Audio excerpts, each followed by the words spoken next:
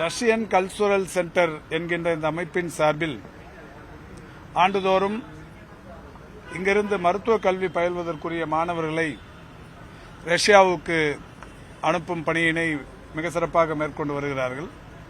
அந்த வகையில் இந்த ஆண்டுக்கான ரஷ்யன் எஜுகேஷன் ஃபேர் இப்பொழுது தொடங்கி வைக்கப்பட்டிருக்கிறது.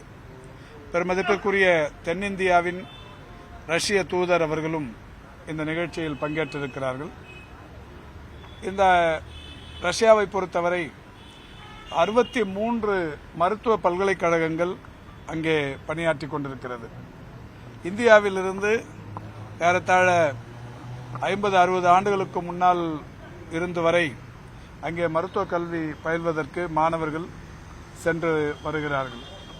அந்த வகையில் ஆண்டுதோறும் நூற்றுக்கணக்கான மாணவர்கள் தமிழ்நாட்டிலிருந்தும் ரஷ்யாவுக்கு சென்று மருத்துவம் பயில்வது என்பது வாடிக்கையாக இருந்து வருகிறது. அந்த வகையில் இன்றைக்கு இந்த ரஷ்யாவில் இருக்கிற மிகப்பெரிய அந்த மருத்துவ பல்கலைக்கழகங்களின் பிரதிநிதிகள் இங்கே பங்கேற்று அதற்கான விளக்கங்களை இந்த கண்காட்சியின் மூலம் பொதுமக்களுக்கு அளிக்க முன்வந்து இருக்கிறார்கள். அதை இப்போது முறையாக நாங்கள் தொடங்கி வைத்திருக்கிறோம்.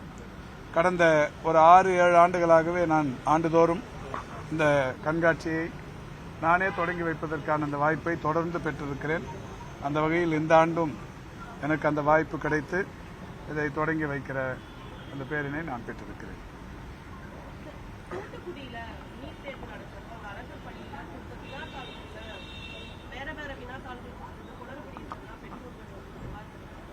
அதான் இப்போ இந்த கோட் ஆஃப் கான்டக்ட் இருக்கிறதால நான் எதையும் போய் ஆய்வு பண்ணவோ அல்லது இதில் பெரிய அளவிலான கருத்துக்கள் தெரிவிக்கவோ முடியாத நிலையில் இருக்கிறேன். என்றாலும் இதுக்கெல்லாம் ஒரே தீர்வு தான் நீட்டு தேர்விலிருந்து விலக்கு.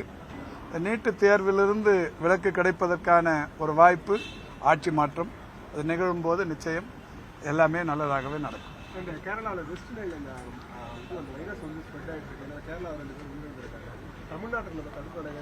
பொது சுகாதாரத்துறை மிக சிறப்பாக இன்றைக்கு எல்லா நடவடிக்கைகளையும் கூர்ந்து கவனித்துக் கொண்டிருக்கிறது.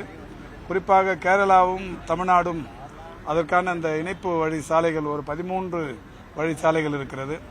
அதில் எந்த ஒரு புதிய நோய் பாதிப்பாக இருந்தாலும் அங்கிருந்து வரும்போது அதற்குரிய நடவடிக்கைகளை அந்த ஒவ்வொரு எல்லையிலும் தீவிரமாக கண்காணித்து நடவடிக்கை எடுத்து வருகிறார்.